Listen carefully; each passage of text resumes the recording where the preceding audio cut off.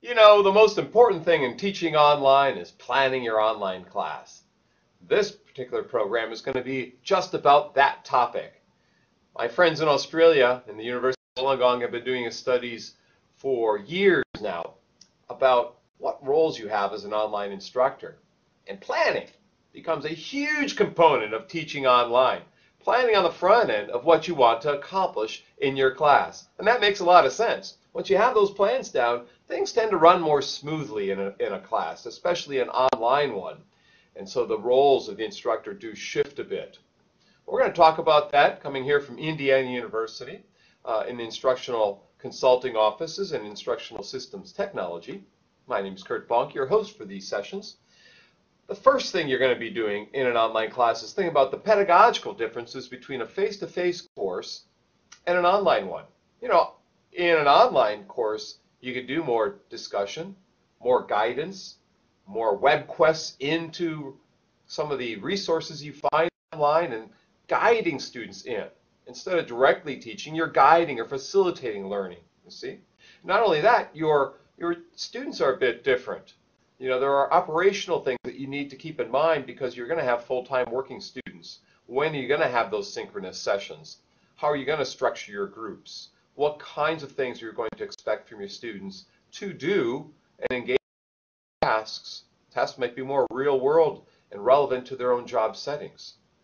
You know, when you have a face-to-face class and move it into the web, it's not just shoveling that content, shovelware onto the web, but thinking thoughtfully on how to integrate it in and what aspects of the web and web technologies could you take advantage of that enhance that class and that content, and then visualizing what you want to do. Have a visual plan of where you want to be within that class, what you're going to accomplish, and then how you're going to test that content, find that content, and so forth.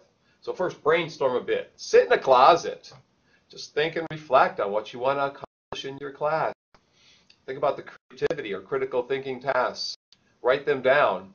Don't think about your current face-to-face class. Think about anything else for a minute. Brainstorm what if you were doing things differently. And once you've got a list of possibilities, then you can take that list and start developing some contents.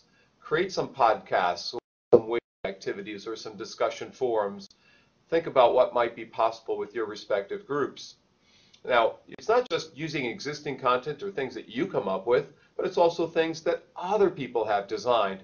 You might find things in places like Merlot, which has over 20,000 free contents. It's a referatory or set of links.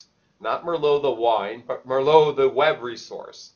There's, you know, over 70,000 people using Merlot, indexing it, rating it. It's a peer-rated site. If people ask you what's good quality stuff online, how about you take a look at a peer index site in higher education like Merlot, or maybe take a look at Connections from Rice University, which is a repository of stuff.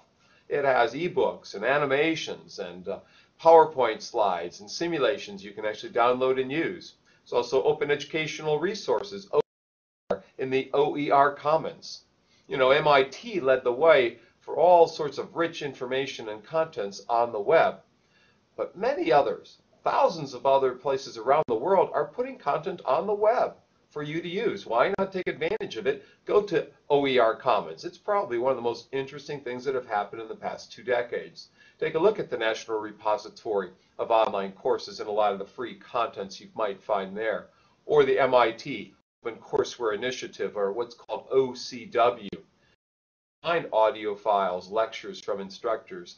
You might find, you see, syllabi or tests that you might repurpose and reuse.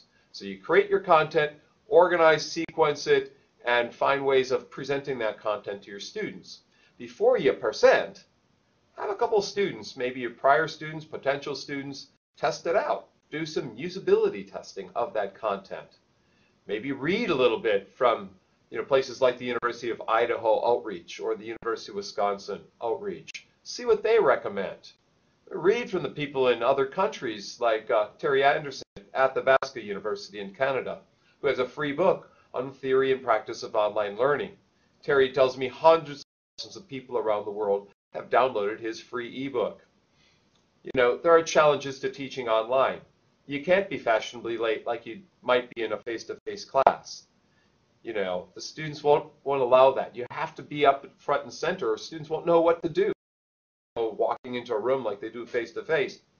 You can't be just writing grants and expecting them to be funded and then someone covering your class at the last minute because you got a grant funded.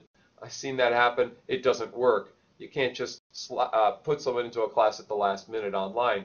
And if you have trepidations about technology, get some training. Be ready for this new type of teaching online. Be more of a guide and facilitator. Be one who matches students up for collaboration. You know, be someone who models what to do in an online discussion forum.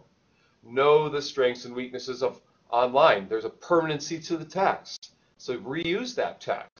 There are a plethora of resources you can embed in options, case A and case B, you know, a visual and an audio file.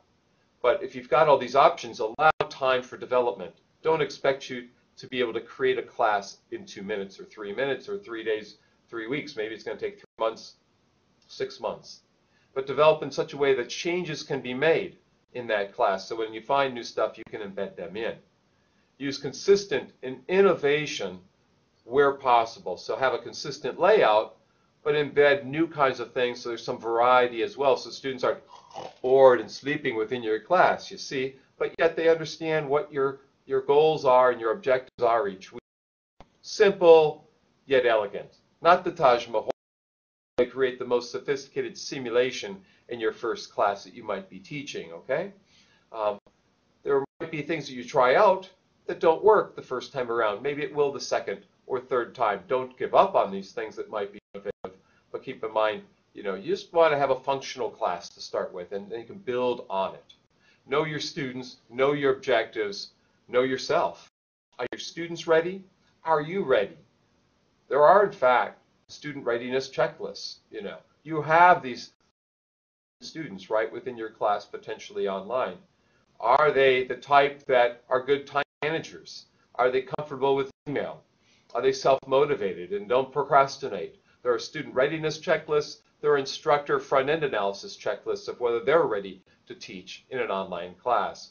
So things you need to do in planning your class to understand your audience, to understand your objectives, to understand yourself and whether you're ready. And when all those things happen, even then you might need some technical support within your class. You might need some additional side help to get that class up and running in case there are problems. Here at Indiana, we have wonderful instructional consulting offices to help faculty.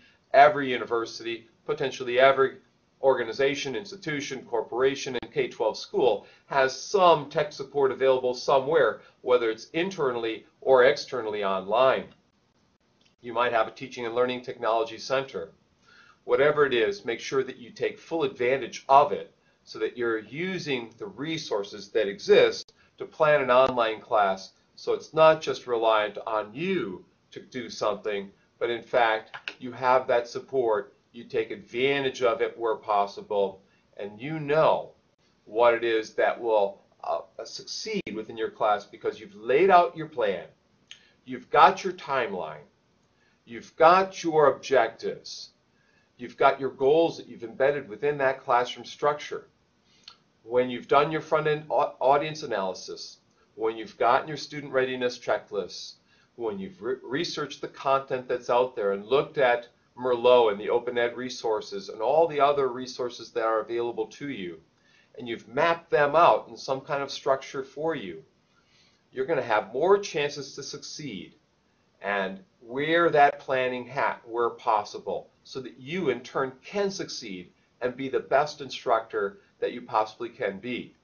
This is Kurt Bunk. I wish you well in this online class that you're going to be teaching soon, or maybe have taught and are rethinking. Good luck in planning. A course online is the most important thing you can do, and maybe it will transfer, in fact, to your face-to-face and blended classes. Good luck.